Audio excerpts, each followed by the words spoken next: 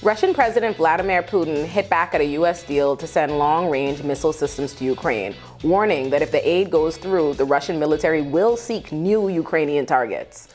In a new op-ed for Responsible Statecraft, Jim Antle, politics editor at the Washington Examiner, argues that congressional Republicans' resistance to U.S. military intervention in Ukraine demonstrates the viability of an anti-war future for the GOP. Antle writes, quote, "The conservative libertarian coalition that has, for over a decade, sought to defang the GOP hawks are seeing this as their big moment."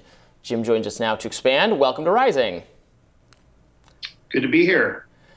Yeah, so, we've worked together in the past, so it's good to see you again, right, Jim. And, you, like I, have kind of been an advocate for a more libertarian GOP, particularly on foreign policy issues. And I know you've talked about how actually the GOP, until the modern era, had a long history of opposition to various wars throughout actually the 20th century. So do you think that is the direction the party is going to? It's sort of a return to, if anything. Yeah, I mean, there was a debate that the Republican Party needed to have at the end of the Cold War that it didn't end up having. And then certainly the 9/11 terrorist attacks prevented any even sort of residual after effects of any rethink of foreign policy from taking place. So there was a 20-year period where the default position on foreign policy for Republicans was very hawkish, even though we were in search of a new Soviet Union to have a Cold War against.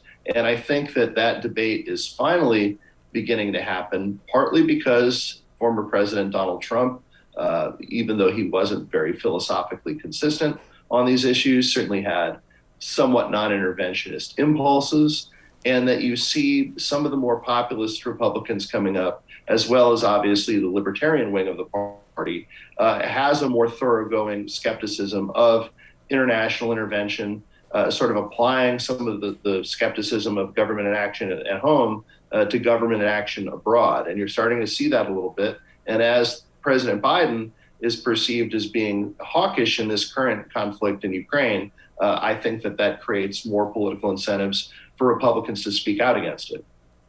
Yeah, it was interesting because initially with the Afghanistan pullout that Biden ordered, it looked like finally we had the president who was doing what Trump promised to do and then didn't, and what Obama promised to do and then didn't, which is, get the troops out. So I thought actually he might defang the idea that the Republicans are going to be the non-interventionist party, but then circumstances arose such that now Democrats are so committed to this kind of proxy war with Russia, and so are some Republicans. But virtually the only dissent you're seeing from political figures is on the Republican side. That's right. I mean, still most Republicans are taking the default hawkish position and in many cases, they're more hawkish than President Biden. They think that he hasn't done enough to help the Ukrainians, that whatever the Ukrainian government wants, it should get and should be provided by the U.S. taxpayer. But you're not really seeing any opposition to this among the more anti-war progressives in Congress. All of the congressional opposition is coming from the Republican side.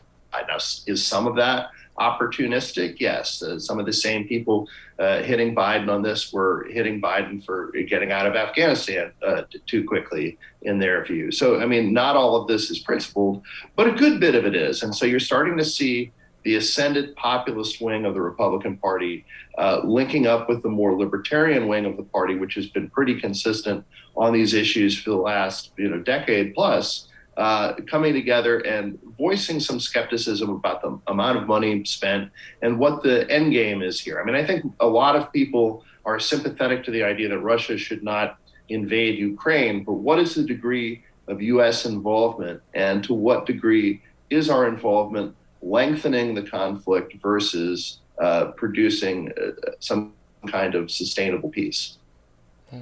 Yeah, where do you think the progressives are on this, Olayemi? Because, I mean, many very left-leaning or very progressive people who are not, whole bought into the defend Ukraine kind of stuff.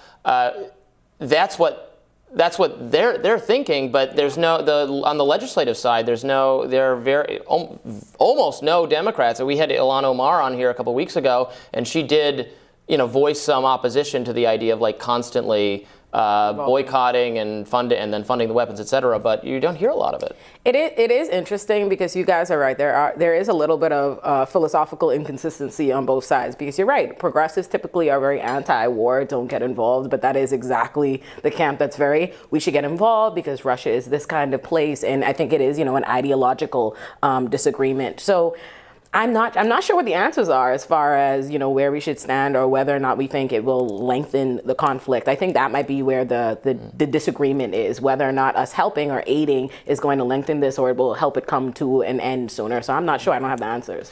Jim, how do you think this could play in, the future political races? I'm not sure it matters necessarily so much for the congressional the upcoming midterms, but It's possible we see an interesting, obviously we don't know what Trump's going to do, but we could see an interesting kind of showdown between possibly Trump and I think I'll presume to be DeSantis, with probably a lot of substantive political similarity, maybe, some slight differences, but how will the given that I think a lot of the base they're probably courting do have a hostility to the kind of proxy war and Ukraine gets whatever it wants attitude, but the establishment does not. So how could that affect a kind of showdown for the new leader of the Republican Party?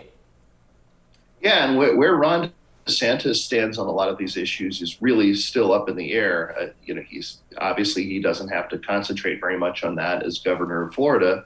So, where he decides to come down, I think is going to be an important marker. Obviously, former President Trump is skeptical of a lot of these types of interventions. And, he has been criticized as being too pro-Russian in the past. I don't think he's going to be afraid of those types of criticisms. So then the question becomes, if somebody, assuming he runs, is somebody going to want to position themselves against him on that issue as well as other issues?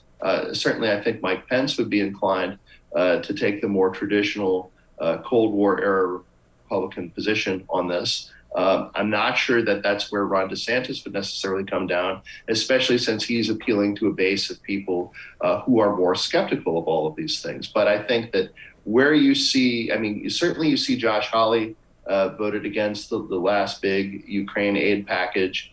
He's been speaking out against NATO expansion. He's been saying that there should be limits to U.S. involvement in this conflict. He used it.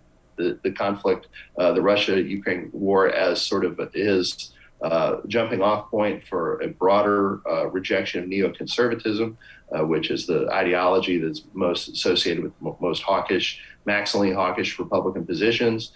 So you see Matt Gaetz taking this position. So a lot of younger, ambitious Republicans are aligning themselves with this intervention skeptical position. So you'd think maybe Ron DeSantis might do the same thing, but that's still up in the air. And so watching what ambitious Republicans do, as well as watching what people attempting to be principled do, might tell you a little bit more about what the Republican future will be. Interesting. Well, Jim, we really appreciate it. Thanks so much for joining us. Thanks for having me. I appreciate it. And we'll be back with more Rising right after this.